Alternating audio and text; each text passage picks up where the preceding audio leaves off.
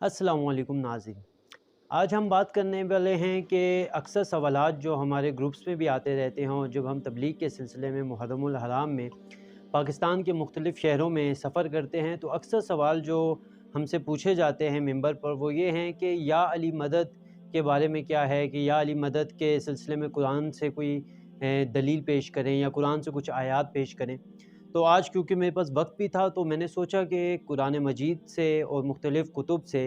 शिया कुतुब से हवाले के साथ आप लोगों के सामने तफ़सीलन ये या अली मदद का जो टॉपिक है इसको क्लियर किया जाए और तमाम दलाइल आपके सामने पेश किए जाएँ। अज़ीज़ान मोहतरम, खुदावंद ताला कुरान मजीद में सूरह बनी इसराइल की आयत नंबर 80 में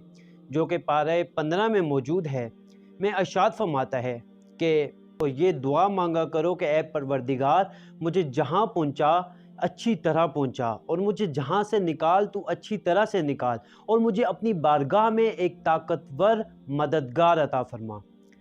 अज़ीज़ान मोहतरम, अहले सुन्नत के मुस्नद अहमद बिन हम्बल में अहले सुन्नत इमाम अहमद ने इस आयत की तफसीर में इस वाक़े हिजरत और फ़तह मक्का को यूँ बयान किया है कि जाबिर बिन अब्दुल्ला अंसारी रवायत करते हैं कि जब हम मक्का में रसूल खुदा सल्लल्लाहु अलैहि वसल्लम के साथ दाखिल हुए और खाना काबा में आए तो खाना काबा में हमने देखा कि 360 बुत हैं जो खाना काबा के गिर्द अरब के मुख्तलिफ़ कबीलों के पूजने के वास्ते नस्ब किए गए थे। हज़रत रसूल खुदा सल्लल्लाहु अलैहि वसल्लम ने उनके गिराने का हुक्म दिया, चुनाचा वो सब बुत गिराए गए और आखिर में अज़ीज़ान मोहतरम एक बड़ा बुत जिसका नाम हबल था उन पर नस्ब था और बाकी रह गया था। जब उसको आप सल्लल्लाहु अलैहि वसल्लम ने देखा तो हज़रत अली से फरमाया कि तुम मेरे शाने पर चढ़ जाओ या मैं तुम्हारे शाने पर चढ़ जाता हूँ और इसको गिरा देते हैं।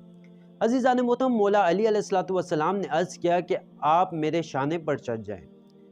गज़ रसूल खुदा सल्लल्लाहु अलैहि वसल्लम ने अली अलैहिस्सलातु वस्सलाम के शाने पर सवार हुए तो इमाम अली अलैहिस्सलाम फरमाते हैं कि मुझे उस वक्त नबूवत के बार बहुत गिरा गुज़रा और मुझसे ये भी नहीं मुमकिन था कि आपको हरकत दे सकूं। तब मौला अली अलैहिस्सलातु वस्सलाम ने रसूल खुदा से फरमाया और आप उतर गए और मुझे अपने शाने पर सवार किया। गज़ जब मैं सवार हुआ तो खुदा की कसम मैंने अपने आप को इस कदर बुलंद पाया, अगर गैर खुदा से मदद मांगना शिर्क होता तो कायनात का बादी बरहक अपने लिए एक ताकतवर मददगार न मांगता बल्कि यूँ फरमाता कि सिर्फ अपनी ताकत से मेरी मदद फरमा। वाज़िह रहे अज़ीज़ान मोहतरम कि अमीरुल मोमिनीन अलैहिस्सलातु वस्सलाम रसूल खुदा सल्लल्लाहु अलैहि वसल्लम की दुआ के नतीजे में आका दो जहां के मददगार हुए जिन्हें अल्लाह ताला ने बनाया है।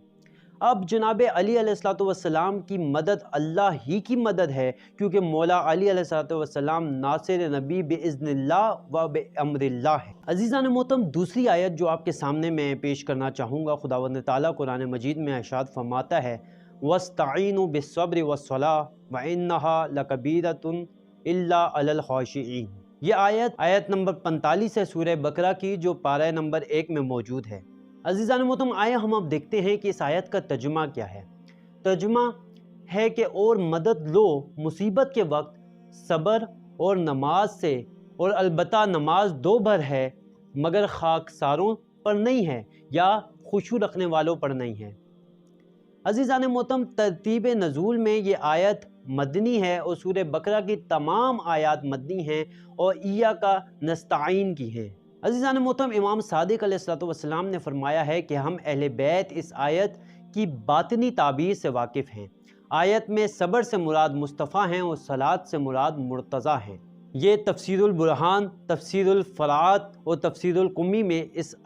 जो इमाम सादिक़ अलैहिस्सलातु वस्सलाम की रिवायत है ये नकल की गई है। अज़ीज़ान मोहतरम, वहाबियत की एक शातिराना चाल ये भी है कि मतलब की आयत ले ली और बाकी से आंखें बंद कर ली, बल्कि बाज़ औक़ात आधा हिस्सा लिया और आधा हिस्सा छोड़ देते हैं। इसी तरह ईया का नस्ताइन का रट लगाते हुए वस्ताइनों को छोड़ देते हैं। अज़ीज़ान मोहतरम, सूरह आले इमरान की आयत नंबर 81 में खुदावंद ताला इरशाद फरमाता है कि ए रसूल, वो वक्त भी याद करो जब खुदा ने पैगम्बरों से इकरार लिया कि हम तुमको जो कुछ किताब व हिकमा वगैरह देंगे उसके बाद तुम्हारे पास कोई रसूल न आए और जो किताब तुम्हारे पास है उसकी तस्दीक करे तो तुम देखो तुम ज़रूर उस पर ईमान लाना और ज़रूर उसकी मदद करना। और खुदावंद ताला ने फरमाया कि तुमने इकरार कर लिया उन बातों पर जो तुमसे इकरार लिया गया था। عزیزان محترم، سورہ کہف کی آیت نمبر 95 میں خداوند تعالیٰ ارشاد فرماتا ہے کہ حضرت ذوالقرنین نے کہا کہ میرے پروردگار نے خرچ کی جو قدرت مجھے دے رکھی تھی وہ تمہارے چند سے کہیں بہتر ہے۔ مال کی ضرورت نہیں، پس تم مجھے افرادی قوت سے مدد دو تو میں تمہارے لیے ان کے درمیان ایک روک بنا دوں۔ اللہ تعالیٰ کا معصوم نمائندہ اس کی عباد کی مدد کر رہا ہے، انہیں یاجوج و ماجوج سے نجات دلا رہا ہے، اور ضمنی طور پر مدد کی ضرورت ہوتی تو اس قبیلے کے افراد سے طلب کی۔ اب نہ جانے وہابی انہیں غالی سمجھیں گے یا مشرک کہیں گے، والعیاذ باللہ۔ عزیزان محترم، ایک اور آیت جو آپ کے سامنے پیش کرنا چاہتا ہوں کہ خداوند تعالیٰ قرآن مجید میں ارشاد فرماتا ہے، قال رب اشرح لی صدری ویسر لی امری واحلل عقدۃ من لسانی یفقہوا قولی۔ حضرت موسیٰ علیہ السلام نے عرض کیا کہ پروردگار، میں تو جانتا ہوں مگر تو میرے لیے میرے سینے کو کشادہ فرما دے اور میرے کام کو میرے لیے آسان کر دے، اور میری زبان سے لکنت کو دور کر دے، اور میری زبان کو کھول دے تاکہ لوگ میری بات کو اچھی طرح سے سمجھ سکیں، اور میرے کنبے والوں میں سے میرے ایک بھائی ہارون کو میرا وزیر بوجھ ہٹانے والا بنا دے، اس کے ذریعے سے میری پشت مضبوط کر دے اور میرے کام میں اس کو میرا شریک بنا دے۔ عزیزان محترم، اس کی تفسیر ابن جریر اور تفسیر در منصور میں نبی پاک صلی اللہ علیہ وآلہ وسلم نے بھی دعا فرمائی ہے، اللہم اسألک کما سألک اخی موسیٰ وجعل لی من اہل وزیری علیہا۔ ابن مردودیہ، خطیب بغدادی اور ابن عسکری نے اسماء بنت امیس سے روایت کی ہے کہ میں نے حضرت رسول خدا صلی اللہ علیہ وآلہ وسلم کو دیکھا کہ آپ فرما رہے تھے کہ خداوند تعالی، میں بھی تجھ سے وہی سوال کرتا ہوں جو میرے بھائی موسیٰ نے کیا تھا، میرے سینے کو کشادہ فرما دے، میرے کام کو آسان بنا دے اور میری زبان کی